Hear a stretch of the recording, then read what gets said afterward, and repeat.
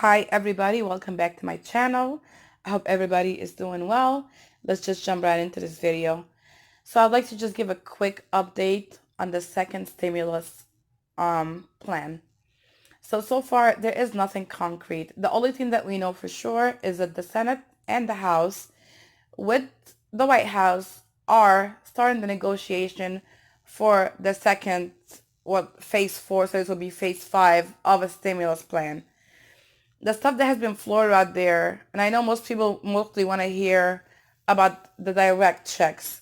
Now, they have came out and said that they want to cap it at 40,000. Now we know with the CARES Act, the previous stimulus package, it was I think 75,000 for individual and 150 for married couple. For this round, a couple of people, Republicans and from the White House, wanted to be the income limit cut off at 40,000 instead of 75,000. I'm sure it'll be different for married couple. So there's that part. The other part that's been talked about a lot is a payroll tax, which honestly, there's just so many people losing their jobs. A lot of people that are their jobs are no longer going to be there, or the businesses have closed permanently. So, or people that don't make a lot of money. So you're not going to really benefit from a payroll tax. Mostly, it's people who make a good amount of money that will see something out of that. The other part, of course, is the biggest and most important part of this, besides the direct cash flow to the people, is the unemployment. Now, you know the unemployment, the $600 bonus is coming to an end. Now, what I've heard floating around with regard of that is they want to cap it at $250 to $300, and then there was also the incentive to get back to work bonus. So there is not really anything concrete on that, but the only thing that seems to be for sure is that Republicans and the White House don't seem to be happy with the $600 federal bonus onto the state benefits, so they are trying to at least lower that amount. The negotiations are happening now. They have from now until August 7th. And August 7th, they go on recess.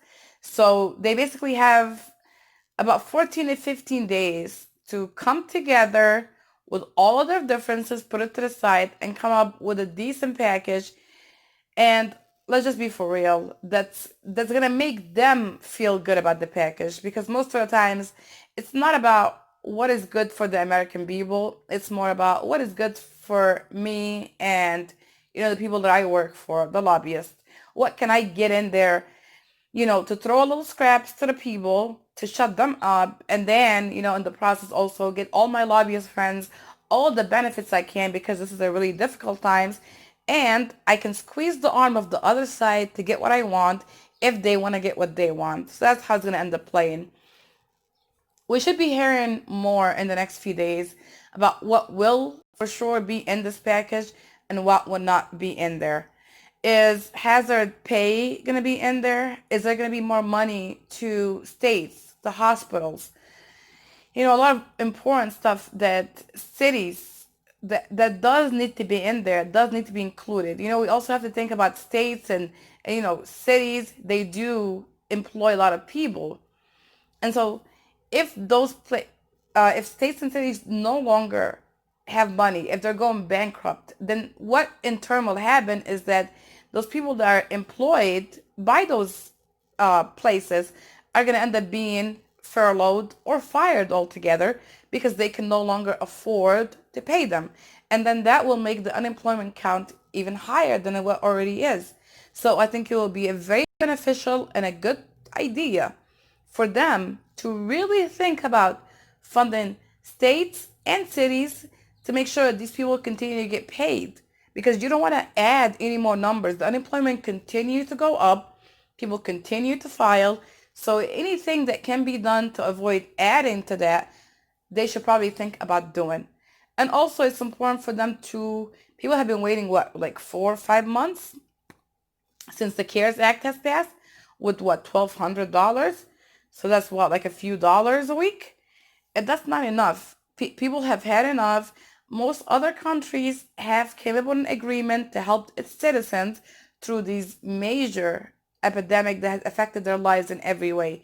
So I think we, as the United States of America, can definitely get together after 4 months, let's be real, and make a plan that will actually help the people and do it within these 15 days. And there is no excuse, honestly, at this point. I've never actually looked at the Senate or the House schedules, but especially during these hard times, when you look at the amount of vacation they get and recess, it just amazes me how these people even end up getting paid because they're not working enough to get paid. And I know that some people say that on their off time they work on what? They don't pass any bills. There's no new legislation they're coming up with. There's always somebody that's stopping bills from going to the floor to actually even vote on it. So what are they working on? I don't understand. What are they working on? Is there anything that they can show proof to the American people that this is the salary that I'm getting paid and this is what I'm doing for the people? I'm not talking about semantics, with the back and forth, with the right versus the left, and who's this and who's that, and culture walls and wars and symbolism. I'm talking about actual things that helps everyone because the government is supposed to represent all people, not just the people who favor them, right? So I really hope that they can get it together, come up with a bill that is actually going to help the people and get them through this horrific time that they're going through. Also, let's keep in mind the evictions that are coming up. Most of the stays on rents and mortgages is going to be coming due. The CARES Act covers to a certain point, and that's going to be done. So what they need to do is also figure something out for the people and keep in mind that if you have been unemployed for the past 4 months and you want people to come and pay 4 months worth of rent after being unemployed, that's probably not going to be a possibility. So either extend it to a lot longer and then help the landlords with the mortgage or their payments so they don't have to lose their properties. Or, it has to be something like that because it's not going to work. I don't see how if you're not employed, you can come back and pay 4 months worth of rent just all together all at once with what money? They really need to take into consideration all these things. I think they're highly important. And I think it's time for the government to actually work for the people and stop procrastinating and BSing and fighting over nonsense. I want to hear from you. I want to know what you guys think. What are the most important things to you? Besides the direct payment, is the direct payment the most important things to you? Do you think $1,200? Do you think it should be $2,000? Do you think that the 40,000 cap, is that really realistic? Or is it just another nonsense plan from them that is not going to help a lot of people? Because also they're going based on last year's taxes, and there's a lot of people whose income has drastically changed over the past 4 months, so they're not going to be reflected in the income level, although their income can be zero at this point, or at least less than the 40,000, right? So I want to hear from you guys. I want to know what you think, and I'll see you guys in the next video. Peace, and thank you so much for watching.